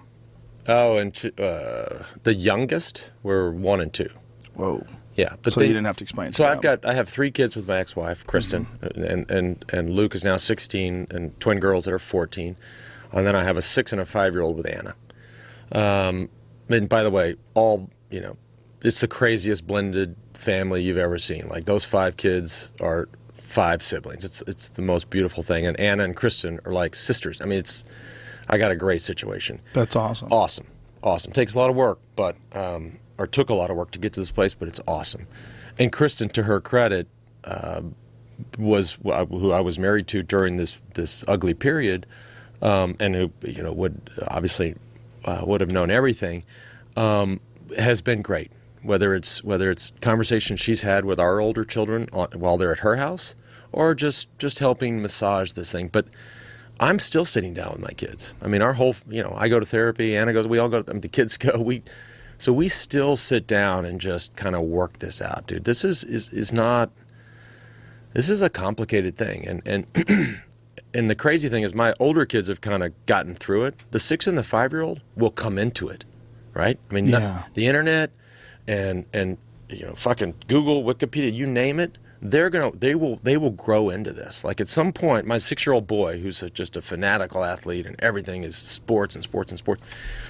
I mean, I hear him and his friends talk about Tom Brady, and one of his friends is like, "Oh, he's a cheater." My son loves Tom Brady. He's like, "Oh, he's a cheater." I'm like, it ain't going to be long before Max Armstrong is at school, and some kid in another class goes, "Isn't your dad that cheater?" Like, he's going to be like, "What?" Like, he doesn't know that, but he's going to grow into that. So that conversation will then be had at that time. It's tough to have it with a 6-year-old today, but so I know that's coming, right? And so, but I have the experience of having dealt with it with a 16-year-old boy who at the time was 13, and still dealing with it with those guys. And so far, I mean, I think we've been super proactive. Probably, Anna and Kristen probably think I should have been more proactive, but. I think that's in a good spot. So you have group therapy sessions where you just discuss? So I've sat with all 3 kids, the older kids, and it's just sort of free for all. Wow. Yeah. And they had no idea until the scandal broke. Yep. And what was their reaction? The girls were 9, so they were young. I mean, a 9-year-old girl. They really didn't have a reaction. Luke was a 13-year-old boy. No, so they were 11. So Luke was 13. They were 11. They still sort of were immune to it. He was. I mean, he watched Oprah because it aired 3 or 4 days later. I had sort of fled to Hawaii. I mean, he called me because I talked about Luke on her show with the whole idea that I know he's defending me at school. I mean, there was enough smoke that people were going, dude, your dad's a doper, et cetera. And he was defending me. And my point to Oprah was that at this point I get to say to Luke, stop defending me. You don't need to defend me anymore, right? It's true. And so he watched that, which is probably a heavy moment for him. It would have been awful watching it with him.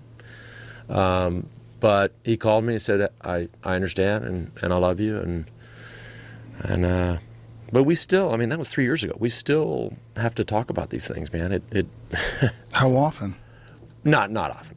But it still occasionally comes up, especially if you're talking about the importance of being honest and truthful and having character. Yeah. And he's an athlete. I mean, look, I mean, that's the only thing that I will say. I mean, I don't want, ideally, my son's huge. He's 6'3", 230 pounds, plays offensive line. Well, that's good. That is not good. Too many people would be fucking with him. I think he's good there, but he's also a real sweet guy. Like he's not in anybody's face. But I don't want him to say his football passion or career, call it what you will, ends up, at a high level. I mean, I don't want him in a messy spot where he's got to make tough choices. Right. In fact, I don't want that at all. And football is a sport where you have to make tough choices. I mean, I'm not a football player, but I can. Yeah, I can imagine. I have friends that are. Yeah, I can imagine. Yeah, and it's also open, and it's also brought up by coaches, and it's also brought up by trainers. I mean, it's just it's a part of the game as much as I'm sure it is in cycling. Yeah. Yeah. That had to be it's just had to be chewing you apart when you know that your kid's defending you and you know it's going to come out. And you know he's having these conversations at school and he's like, my dad's not a cheater. Yep. Well, we didn't know it was going to come out. I mean, even when Nowitzki was investigating, I mean, that case went away, right? So we thought at that point, maybe we're done, and it didn't. I mean, USADA picked up the investigation, and then, based on all his work, they picked it up, and then it came out. But man, it happened fast. Like it was seemingly instantaneous, man. Did it surprise you? Yeah. I guess it surprised me, but shit, anybody would have been surprised, I suppose. And it was just surreal, the way it all came out, and the method at which they sort of advertised the findings. It was, and there was a whole to their credit. I mean, there was a strategy on their end. So let's take Nowitzki's work. Let's do some additional investigations. Let's package it in with something they called the reasoned decision, and then let's go out and talk about it all over the place. Like that was kind of unbelievable to me. Why do you think they spent so much time and resources going after you, as opposed to all the other people who've won? Because they needed a landmark case. I think there's plenty of people that, and I'm just guessing. This is not based on any proof, and I've had conversations with USADA. I mean, I think we're still getting to the point where we can do stuff together or have a conversation. So I'm not trying to criticize them. I mean, I think there ought to be a place for them. But I think there's also realistic. I mean, in reality, there are people that think they're ineffective. They think they spend 10 or 20 or 50, whatever the number is, millions of dollars a year, and they don't catch anybody, right? I mean, if you look at the amount of positives, it must be less than 1%. Well, if I told you, Joe, we're all good, man. It's less than 1% testing positive. You would right. You think that right? Yeah. So they needed a landmark case to say no, we are effective, and here it is. And I think also from a legal perspective, it sets some legal precedents for them that they can use going forward in other cases with future cases. But and then you add in just a ginormous story that was guaranteed to get a lot of press. But it still pains me to look. I know what went on. We all know what went on. But I can't take when I hear that this program or this particular athlete, being me, was the greatest fraud in the history of sport, I can't. That's just not true, right? And then when you hear that our team's doping program was the most sophisticated program in the history of sport, well, we also know that's not true, right? So those are, and then the final one, which is really, I think, bothered a lot of people, that this person, being me, forced young, impressionable young men to put dangerous substances into their body, right? That just is not true. And but if I heard if somebody said that about one of my son's friends, I would be pissed off too. Like, I'd be like, dude, screw that guy. Right. But we all made our own choices. We were all grown men. They were bad choices, right? Most would say, we would say. But there was no forcing to do that. What is it like now? Like in, I don't want to get too personal, but your personal life, like, people value honesty. It's one of the most important things in friends and, Yep. and lovers. When you have this thing where you're on video over and over and over and over and over and over again being deceptive, over and over again defending yourself, and then you come out and say it's all a lie. And so there's this like database of lying. Like, what is it like trying to get people to trust you? Right. Hey, man, this is what I talked about in the beginning. Is that road that is a never-ending path. I will be walking that walk the rest of my life. And there are a lot of people that'll say, I'm never trusting this guy ever again. I don't care. I don't care how apologetic or contrite he is. I'm done. But that's the key is that I have to be committed to that path, right? And so I can walk that walk and take each case individually and one-on-one. But talk about endurance. We've talked about endurance. That will be the longest walk or the longest journey of my life.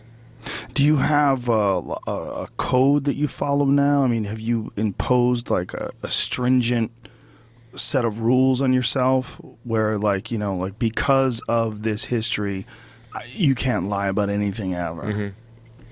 No, I haven't thought. I guess the answer is no, because there's not been a, sort of a new mission statement or sort of this key, but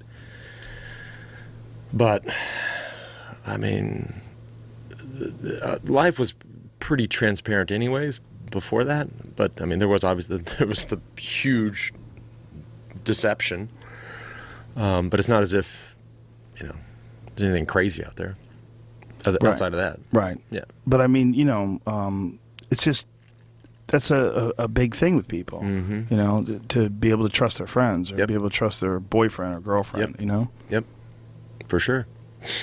What is life like for Lance Armstrong now? Like, is everything calmed down to the point where the stress is minimized except for the lawsuit?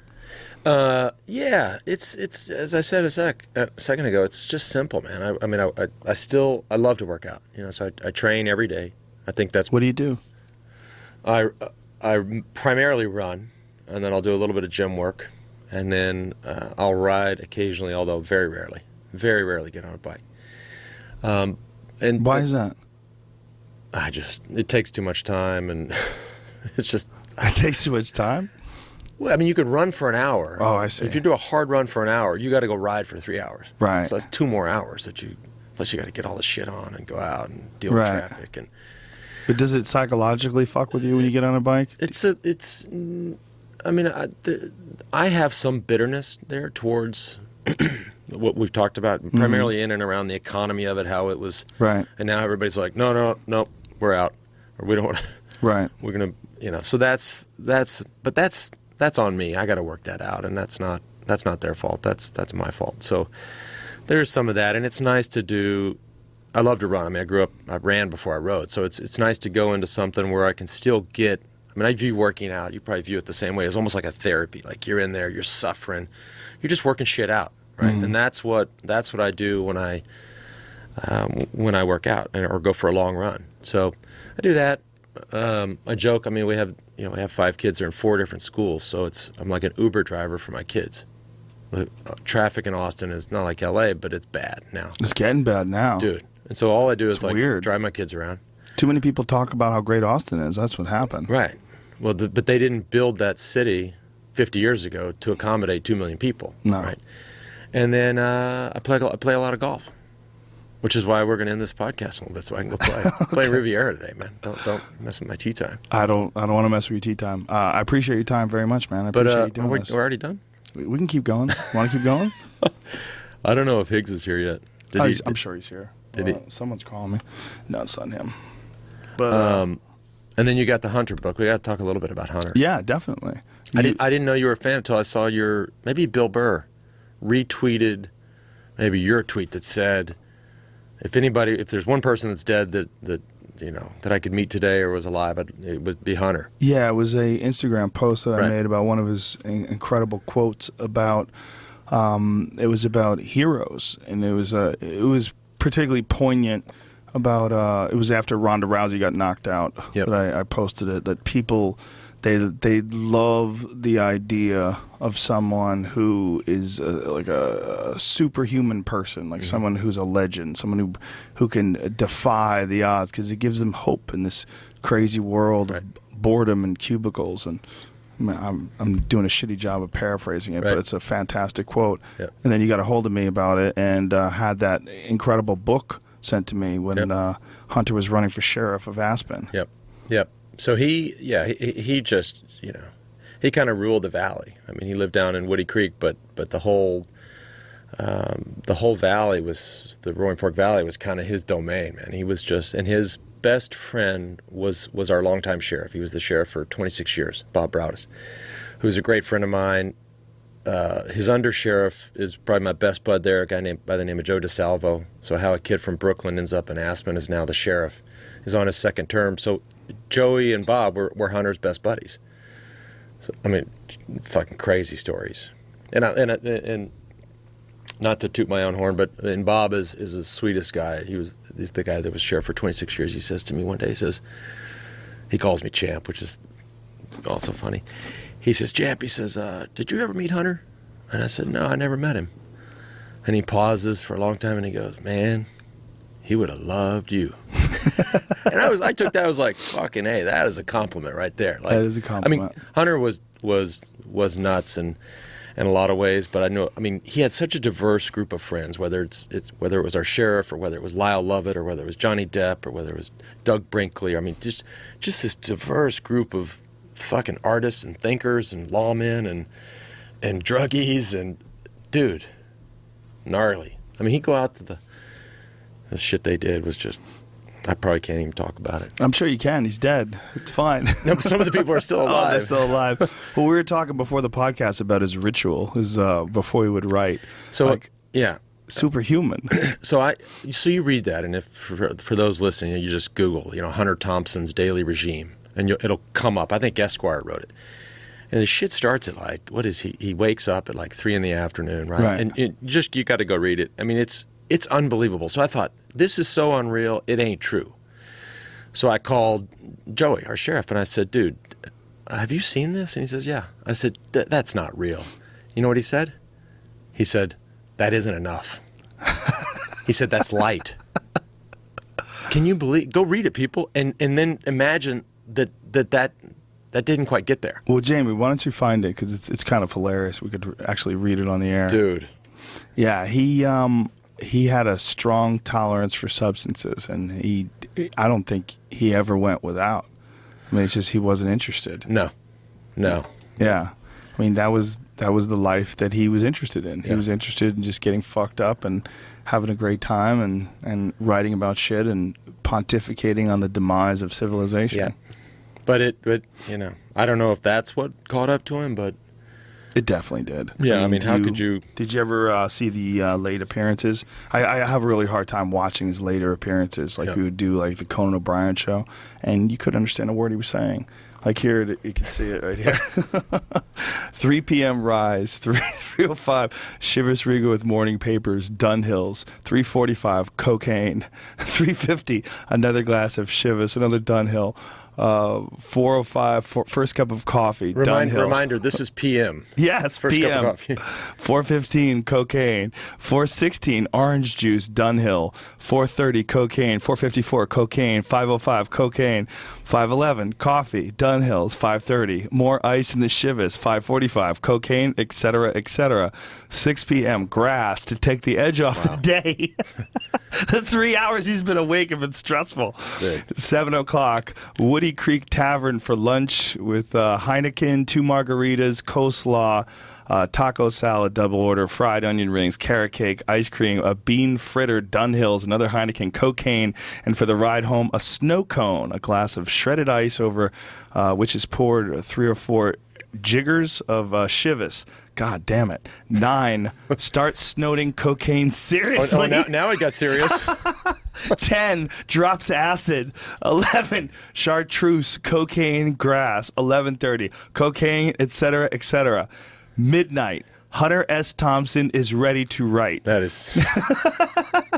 And then it keeps going on. 12:05 to 6 a.m. Chartreuse, cocaine, grass, Chivas, coffee, Heineken, clove cigarettes, grapefruit, Dunhills, orange juice, gin, continuous pornographic movies. 6, in the hot tub, champagne, Dove bars, fettuccine Alfredo. 8 a.m. Halcyon. Is that how you say it? Yeah, Halcyon. That's sleeping pill. That's the first. That was before Ambien. Yeah, 8:20 sleep. Wow. Jesus Christ. So I asked these guys. I asked the sheriffs. I'm like, that shit's not real. Yeah, there's the quote that I post. Myths and legends die hard in America. We love them for the extra dimension they provide, the illusion of near infinite possibility to erase the narrow confines of most men's reality. Weird heroes and mold-breaking champions exist as proof to those who need it that the tyranny of the rat race is not yet final. Yep. I mean, isn't that? I mean, that applies to you too, dude. I understand that. Yeah, I mean, it applies to your life. Yeah. I mean, and yeah. that's part of the reason I'm sure why some people are pissed at you. It's like you were a legend with a caveat. Yep.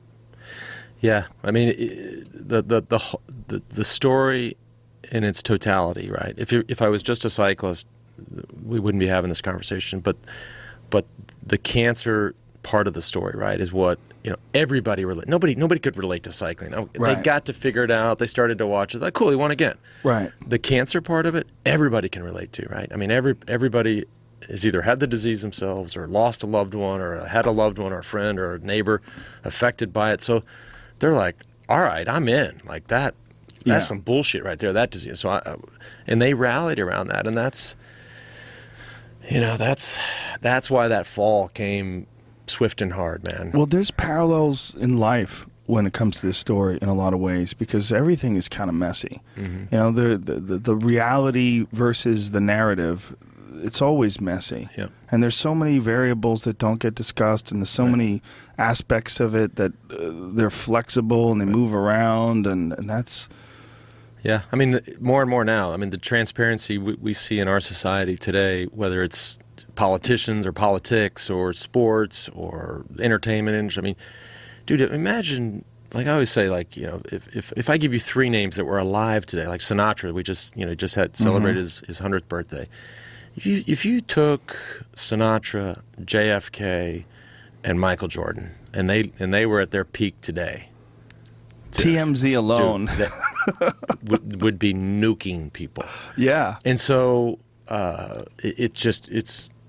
we're just getting deeper and deeper into that. Yeah, and I think this is just still the beginning. Yeah, well, for sure. Well, I think what's going on with technology too is we're seeing this very obvious trend that the boundaries between people and thoughts and ideas and reality and facts, they're getting smaller and smaller and smaller to the point where they're going to be erased. And I don't know how that's going to happen, but I think it's going to happen with something that connects us in a much more personal way than peripheral devices like laptops or phones. I think there's going to be some technology that connects us body to body, whether it's some sort of a neural implant or something along those lines. Damn. I really do. I think it's inevitable. Yeah. I mean, the symbiotic relationship that we have with cell phones right now is undeniable. I leave my phone, like you dropped your phone, you're like, fuck, where's my phone? My phone's broken, fuck. No, yeah. I did drop my phone, but I'm like fucking scratching myself because I haven't had the phone for like 2 or 3 hours. Yeah. Dude, it's... That ain't good. No, it's not good. I leave my phone sometimes in the car when I go do the podcast, and I don't realize that I left it. And I'll be in the middle of a great podcast, but like, fuck, my phone's not here. I'm not even going to use it. It's out there. I don't touch it. But the fact that it's not physically, like, I want it right there. Dude, imagine if, like, you're on here and you just start, like, you got some guest on and you're, like, texting. I mean, the guest would be like, what the fuck? What's he doing? Yeah. I come all the way over here, this godforsaken valley, and that L.A. traffic, and the guy's on his phone. Yeah, well, I have had people that are guests that start checking their Twitter. Like Neil Brennan will start checking his Twitter in the middle of the podcast. What the fuck are you doing? I want to see what people are saying about it. Talk to them afterwards. Just flip your phone over. You don't let people call in and ask questions? Or tweet and ask questions? Yeah, we've done that before, but the problem is the people that want to do it are usually trolls. Some of those might be fun. I like. If I wanted that kind of a show, I would do an all call-in show. I did a talk a couple months ago in Denver, and there was 600 people, and it was kind of a moderated Q&A, and then the audience was allowed to ask questions, and people were cool. They were asking questions, and the moderator says, and there's a line to get to the mic to ask questions, and the guy says, not that this lady, I'm not calling her a troll, but the guy says, is anybody in line really pissed at Lance and want to ask a question? This lady in the back, she's like, me. Wow. She comes trucking up there. And so, I was like, this is going to be super interesting. Like, what the hell is she going to ask me? How am I going to answer it? So I maybe I like a challenge, but you definitely like a challenge. Yeah. I think you're just bored. Yeah.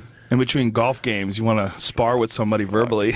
Hey, ask Higgs if my phone got fixed. Did he text you? Let me see. He's probably out there. I looked when I went to go to the bathroom. It says, cool, thanks. That's the last thing he said. Here, I'll text him right now. You out there? Who says ha, cool, thanks? He did. Because I said you wanted Advil. He says, I said, Lance would like you to bring Advil. He says, ha, cool, thanks.